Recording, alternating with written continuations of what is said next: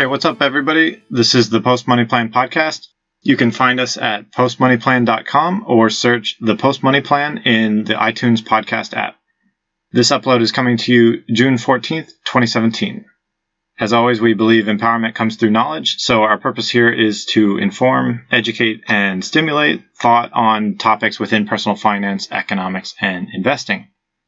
So today, we're going to bring it back with the interview discussion with Peter Ye. So last week, we started into part one of discussing the interview process within job hunting. We'll just follow on with where we were last week and wrap up the discussion talking about things you should be thinking about and doing in the interview process in trying to get a job. So last week, we talked a little bit about the overview of the chronology of the interview process, like what exactly happens and how you lead up to that in the job application process. And then we went into more detail talking about how it goes in terms of they extend an offer to interview with you. Typically, you'll do some phone interviews first, especially if it's in a different city or something.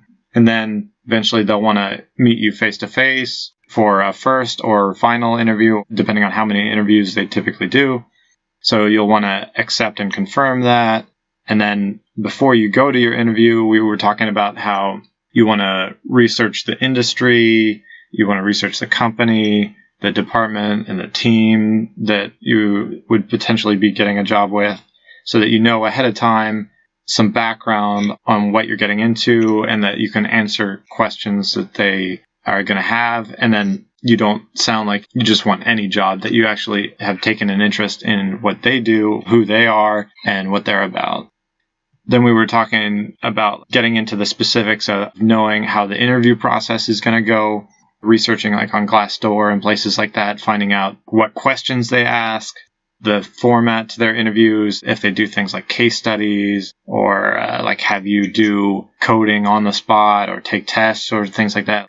Figure that stuff out ahead of time and then practice on it and study up on the job description. Make sure that if there are specific skill sets that they mention on the job description and you kind of know those things, that you do your homework and study up on those things so that you know them as much as you can before the interview, all that kind of stuff. And then we finished up the last episode talking about some of the various preparation that you could be doing along the way. So before we start back into the discussion, let me reintroduce Peter. So Peter was with me last week, like I said. Peter has not only served as a graduate career advisor during his MBA program, but has also interviewed for dozens of jobs and secured 10 plus job offers over the last 10 years. So he definitely has some experience in the interview arena. So, all right, welcome back to the show, Peter. Thank you. Glad to be here. For better or for worse, I've All right, so like I said, we cut it off last week talking about some of the preparation in terms of making a list of questions yourself, things that you would want to know from them and not just them knowing about you. Another thing, how do you feel about like mock interviews ahead of time? I think mock interviews are a great idea. You always want to actually, at the very least, practice the answers that you're going to prepare for. Like we talked about in the last episode, it was practicing answers that are of questions that you know you're going to get. But mock interviews are even a better step, one step further, because you're going to be able to get used to kind of the flow of the interview process, and really getting as much experience on that flow of the interview process and going back and forth is just going to be much more beneficial. The more you do these things, the better you get at them. And interviews, so if you do practice some mock interviews on the questions that you think you're going to get, or the questions that you saw on Glassdoor that they do ask, it's really going to only help you. So, and I would think, so if you're practicing those kind of things with family or friends or whoever is available to help you out, it's not that they're going to give you the answers to all the technical things that they're going to want to know, but your friend who's listening to you give these answers is going to be looking at you and is there with you face to face. They see, oh, you just stare down at your lap the whole time that you're answering me and you don't make any eye contact. Or the way you're sitting in your chair is all slumped and your body language is kind of poor. Or you're speaking monotone the whole time. Or you are speaking too fast. Or I can barely hear you. Those kind of things are going to be helpful that someone's telling you that And that's not even that complicated, but just getting that outside perspective from someone is probably going to help a lot. Yeah, it's going to help quite a bit. Like a lot of the things that I've been told in my past, or at least that I had to work on, was especially when I'm interviewing, to talk at a normal speed and to be as clear and concise as possible, take breaks, take pauses.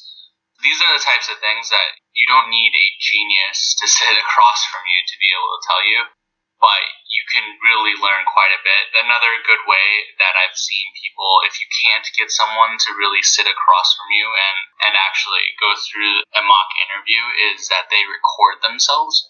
So that's like next level. Well, I don't know. I did spend time in an MBA, and sometimes they couldn't find anyone to mock interview them. They would record themselves and actually look at, hear about how they speak, this timing of which they spoke, how clear they actually answered the questions. Maybe you don't need to take it to that level, and most likely you don't. But practicing is only going to, practice makes perfect. That actually makes me think of a lot of times people are really self-conscious when they either hear themselves on audio or especially when they see themselves on video and audio together.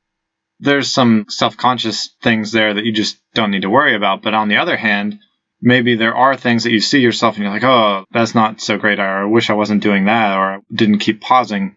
That's where you can learn from that and try to correct that and improve from that. And by seeing and hearing yourself from the third person, you can better pick up on those things that you just don't quite realize because you're just so used to it from internally. Yeah, that's definitely true.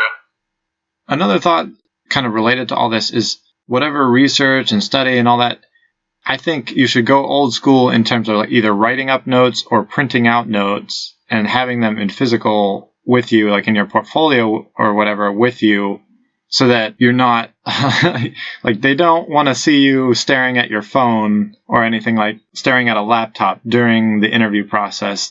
I don't think we're to the point in time where technology is so accepted that they would be comfortable with you just staring at your phone during the interview process. That's true. Whenever I've gone into interviews in the past, I used to put down notes, at least speaking points, right, of specifically the stories that I was going to tell, or things about my interviewer that would be harder to remember. And I didn't put them on my first page. It wasn't clear for them to see, but it was in a place that was easy enough to go back and take a look at before my next interview, or that I could really quickly glance at and really understand, oh yeah, that's right, that's the story that I'm going to tell, or oh, that's right, that he likes playing golf. So I always had it actually in my portfolio when I brought it in. The interviewer couldn't see it, but it was always there for me to use in case I needed it in the middle of an interview, as well as before an interview, really quick reminder of what I needed to talk about. So I guess the danger there is that you get too caught up in staring at your notes and you're always looking down and not paying attention to the people. So you don't want to go too far in that direction either and get too caught up in all your notes and not be paying attention to the people. You just want those as brief reminders that keep you on track or remind you of points that you already have prepared in your mind. Yeah, exactly. Anytime I wrote down something, it was 1 to 2 words. So it wasn't something that I could stare at and actually, get sidetracked.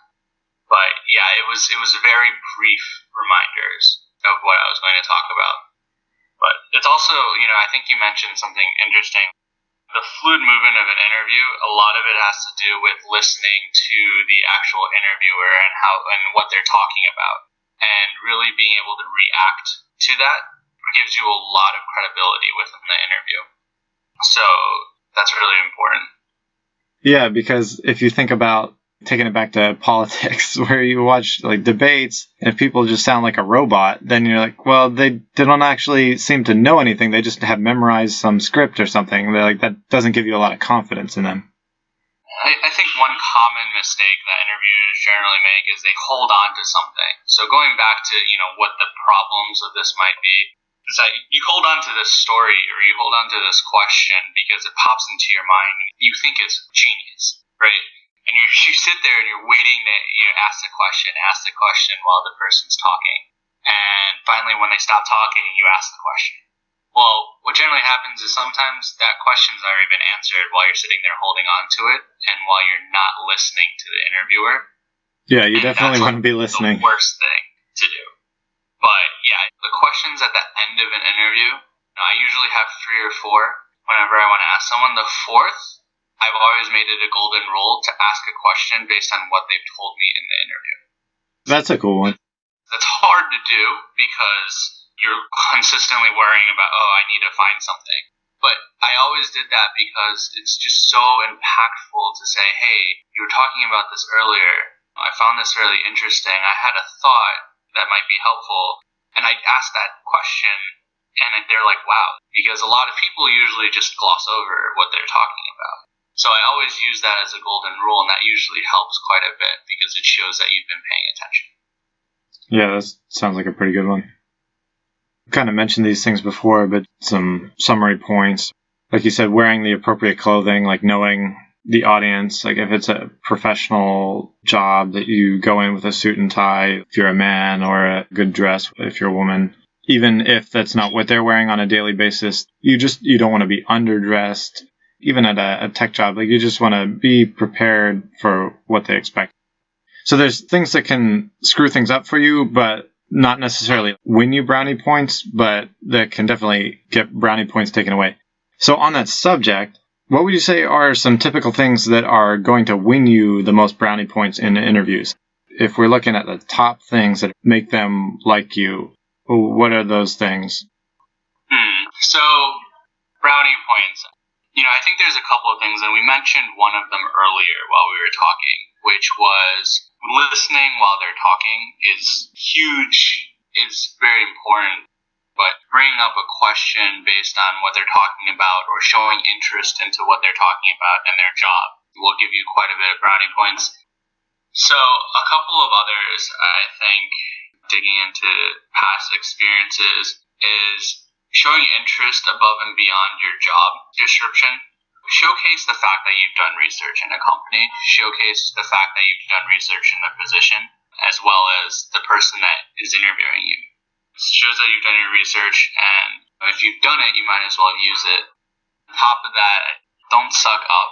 So I would agree and echo the things that you said on the brownie points, but just as like very high level things, some of these you might say are somewhat start to be out of your control when you're talking about last minute. But I think credentials really like get you in the door of interviews and give people, like, you can not impress people personally, like on a face-to-face basis very well. But if they look at your resume and you went to this school and you had this great GPA and you have these certifications and this work experience and you were at these companies, that can get you a long way. Even if you really bomb the interview, they might still give you a lot of credit for that, I think. And then after the credentials, I would say just confidence. So you're in the interview, and like what you were saying before, if you come across, instead of being nervous, like you're just comfortable, you're fluid, you convey yourself like you at least either know what you're talking about or can adapt to the situation and aren't thrown off by it, I think that goes a long way. And then just the nitty-gritty of the knowledge and competence of the job. Because basically it's like they want to know, can you do the job, which is the knowledge and competence, and then would we like working with them, which is then likability. So that's where I think the chit-chat and the building rapport comes in and can help you a lot. Completely agree. Okay, how about some things that are going to get brownie points taken away from you in the interview? Because there's things that will get brownie points taken away, but might not necessarily add brownie points to you. Like, for example, like being on time. They're not going to really commend you for being on time, but that will definitely, it could disqualify you for if you're late. Or wearing inappropriate clothing. Wearing good clothing isn't going to get you the job, but it can definitely lose you the job. That's a great way to look at it. You're talking about certain things that there's the expectations in an interview, like you said, that you arrive on time, that you're wearing professional clothing. Simple things like saying hi and smiling and things like that, they're not going to sit there and say this interviewee smiled a lot more than the other one. They're not going to say they dressed a lot better. because theoretically these are the baseline of entering an interview, but they are going to point out other things that you go above and beyond, right? So if you're more social than others, if you made jokes, if you were able to carry on a conversation and really had got along with everyone in the office, that's something that sticks out. On the other side, if you're trying too hard and you say, "Oh, you're looking great, are you expecting?" or something like that, that could really end your interview. Sad to say, I've seen that too. So there's a baseline in an interview process, just like there's a baseline knowledge in terms of the job that you're applying for. They say you need to be a college graduate, you need to do this. Those are the baselines for an interview. And dressing and getting there on time and being polite, those are your baselines. They're not going to help you get brownie points. But going above and beyond in terms of some of the things we've talked about in the last episode and this episode will give you brownie points. But getting them taken away, I mean, that's not even brownie points. That's if you're not dressed correctly, you're not going to get the job. If you come late, you're not going to get the job.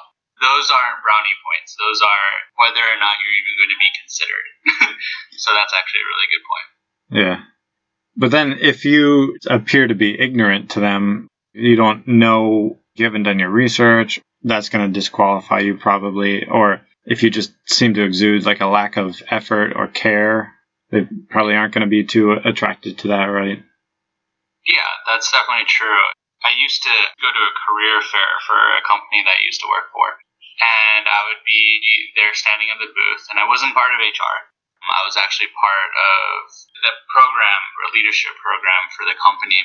And people would come up and stand in line and talk to you. And one of the biggest things that I found was they would sit there and they would be, "Oh, this is a leadership program. It sounds great. You get exposure to a lot of different areas, and it preps you for leadership within a company."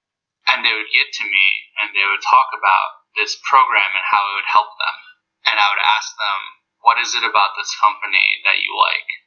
And they would say, "The leadership program." It's like, okay, tell me about the company, anything else about it. And they wouldn't be able to tell me a single thing, especially the industry, what we do. And it was a healthcare company. And I thought it was simple. It was like giving them a perfect answer, because healthcare is a very easy answer to say, why do you want to get involved into it? But they just didn't do their research. And that's incredibly, you can have all the things you can graduate from the best schools, and not showing interest in where you're applying to is almost the same thing as being late to an interview. It just shows the lack of interest, and that does not go very far. Also, if you're not very likable, then you could be pretty competent, but if you just make yourself unlikable to them, or you create strife or whatever and offend them in the interview, they're probably not going to want to hire you, even if you know what you're talking about. Yeah, that's very true. It goes back to being professional. Being professional, being prepared, being well-dressed, and being likable. I mean, these are all qualities that you should have without really thinking that that's anything extra. But I think you make a good point. When you're talking about getting brownie points taken away, it's really more so doing things that you should be doing in the first place. Well, yeah, maybe It's not the right terminology, but things that you should not be doing or avoiding. How about like asking about money on the first in-person interview, or really even at all, right? Yeah, you should never ask about your salary until you get the offer. You shouldn't really talk about who you'd be managing or what you'd be doing or things like that to a peer or someone that you might be managing. There are things that you shouldn't really ever bring up. But these are things that are almost probably even actually talk about this for quite a while in terms of horror stories, in terms of people going in and doing the wrong things. But realistically, to prepare for something what's like one of the worst things you've heard or experienced? Oh, I could tell one. I had an interview with Wachovia back in 2009. This was like the early stage where they were doing these group interviews where they weren't really that serious about individual candidates at that point, but had their panel of people that were talking and telling us about it. And then as we're walking out, I think I spilled a big glass of water either near someone or on some of their stuff. And I was like, "You'll remember me, but not for a good reason." I did not get asked back. That's actually really funny. So, I mean, I've generally had fairly good interviews. I have heard of people commenting, trying to earn those extra boundary points by noticing that a girl may be or may not be pregnant and saying things like, oh, when are you expecting? That's a fairly common one that I think a lot of people fall into. And as a general rule, you never say that unless they tell you that they're pregnant, regardless. But I think being too overconfident is one of the biggest things. You come in and you clearly don't know your place is one that's interesting. You come in, you start talking about how many achievements that you've done and how you're the greatest person on earth. And I'll tell you an example. I was on a project not too long ago, and there were 30 people in a room, and everyone was listing off their experiences. I have 25, 30 plus years in this industry. I've been doing it for a very long time. And it came up to someone, and you had 20 people speak before him at this point with decades of experience. And the first thing that comes out is, I have a PhD, which no one else has in this room. And you start to think, and to his credit, I don't think that's what he probably meant to say. But that was probably one of the worst things you could have said, because it's just showing that you think it's better, and that's how it came across. And that was just that for the rest of the project was talked about for a very long time in terms of ego. So you don't want to do things like that. And you think of them as common sense in hindsight, but you just need to be very mindful about what you say and what you talk about, especially in these interview processes. Just think about it as a full day of making sure that you keep yourself in line. You can loosen up a bit sometimes, talk about hobbies or interests or things like that, but maybe not talk about your alcohol habits and how you like to party till 2 a.m. Those are things that you shouldn't probably bring up. Yeah, that sounds wise. It's a huge mistake on his part. He actually didn't get along with anyone there for the whole entire 6 months he was there. There's also some merit to having some intuition and being able to read people during the interview process so that you're interactive and responsive. So this kind of ties back to your point about making it an effort to ask a question about something that you learned in the interview process or during the interview. Because if you are reactive and you adapt based on what's happening, that is going to work a lot better than if you're just a robot that's pre-programmed, you have all your scripted responses and you cannot adjust no matter what happens in the interview. That's not going to go over nearly as well as if you're fluid and adapting as things go. Not exactly the same point, but I had an interview process where I flew out to Washington State. They had me on their headquarters campus, interviewed through a bunch of different people, and I thought the day went great. They seemed to be friendly, nice people. I thought they liked me. And then it was just a day later, I called them back to try to follow up quickly, and they said, we're not interested anymore. That really shocked me because I actually thought it went really well, especially compared to some other interviews. So there's some merit to having some intuition and being able to read the situations to have a sense of what's going on and adapting to that. That's actually true. During my MBA program, you have a lot of peers interviewing at the same time, because when we're getting our internships, everyone's interviewing. When we're interviewing for jobs, it's all during the same time. So you hear a lot of stories about people coming back and saying, I rocked that interview. And next thing you know, they didn't get it. Or someone would say, oh, I did so poorly, I'm never going to get it. And then they would receive an offer a week later. And it's funny because I think during my interviews, both my internship interview and my full-time interview, I was like, that was the worst interview I've ever done. And I got an offer a week later. So while I think reading the situation is extremely important, I don't even actually know necessarily how to do it. I can read how an interview one-on-one is going, but a lot of these interviews I did were 4 to 5 people all in a row, and by the 4th or 5th person, I could barely pay attention. and I couldn't read anything. And so it's, while you think an interview may be going very poorly, it might be just that facial expression of that person that's throwing you off.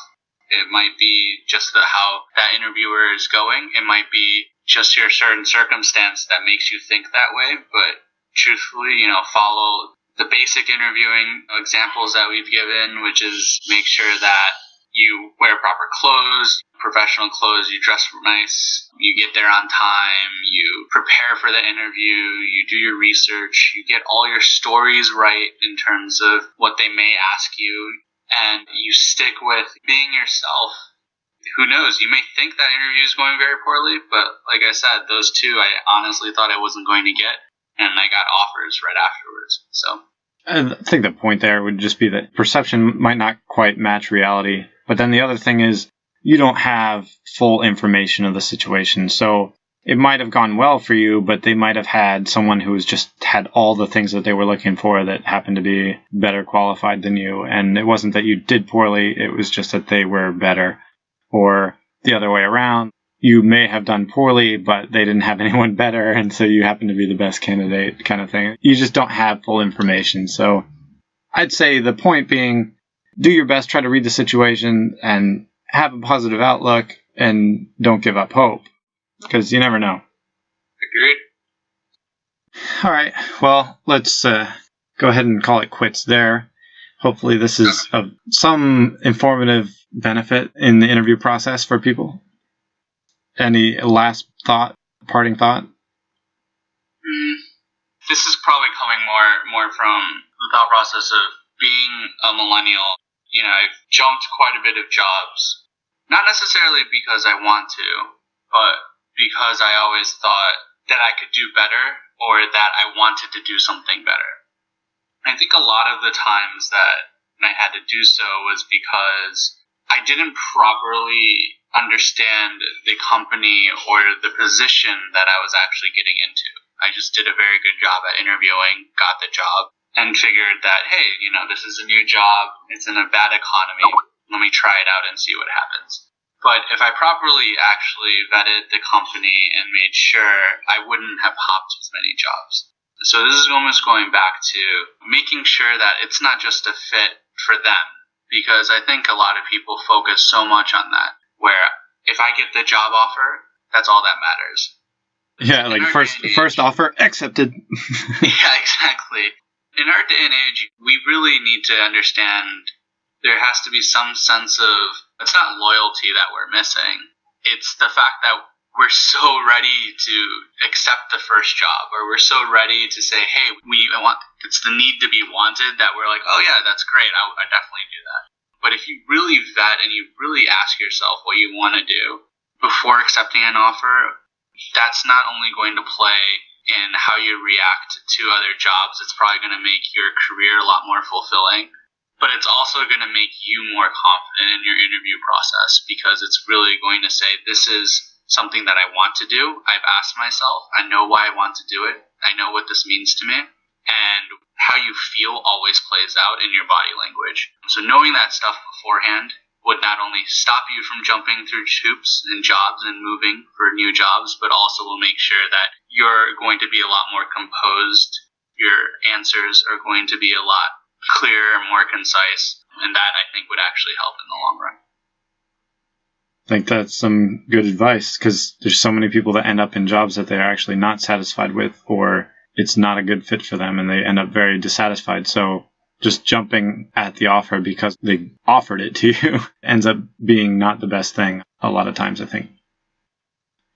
Well, all right, let's wrap it up there. So thanks again for joining us, and catch us next time on another episode of the Post Money Plan podcast.